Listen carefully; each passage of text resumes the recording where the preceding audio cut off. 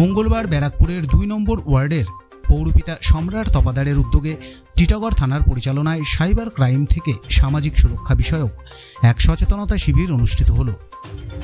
বর্তমান যুগে রোজ কোনো না কোনো মানুষ নানানভাবে সাইবার প্রতারণার শিকার হচ্ছেন, কিন্তু কিভাবে এর থেকে নিস্তার পাওয়া যাবে? এ কারণেই ব্যারাকপুর পুলিশ কমিশনারেটের উদ্যোগে প্রতিটি থানায় সাইবার অপরাধ দমন কেন্দ্র করা হয়েছে।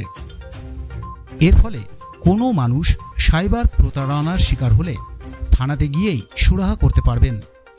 এই সকল সাইবার ক্রাইম বিষয়ে নাগরিকদের মধ্যে জনসচেতনতা বাড়িয়ে তোলার লক্ষ্যেই এই শিবির।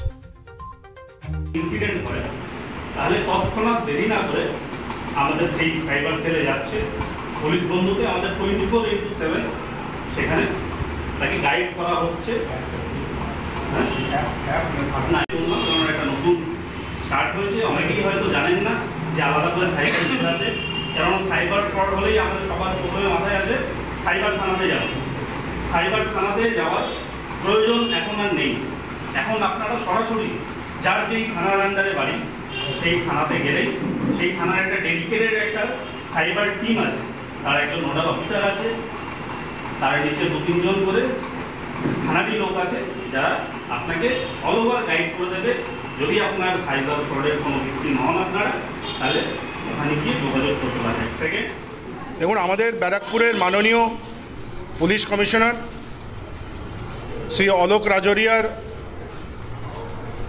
উদ্যোগে বিভিন্ন এলাকাতে সাইবার ক্রাইম সংক্রান্ত সচেতনতা শিবির আয়োজন করা হয়েছে।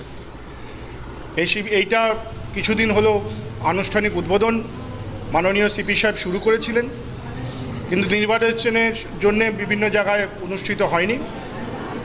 আমরা আমাদের ওয়ার্ড থেকে আজকে শুরু করলাম টিটাগড় থানার সহযোগিতায় এবং মাননীয় পুলিশ কমিশনার অলোক রাজরিয়াজির এই উদ্যোগকে সামিল হওয়ার জন্যে আমরা আজকে আমাদের ওয়ার্ডে এটা করলাম এবং তার সাথে সাথে আমাদের প্রিয় বিধায়ক রাজ চক্রবর্তী মহাশয়ও এই কাজটিকে সাধুবাদ জানিয়েছে।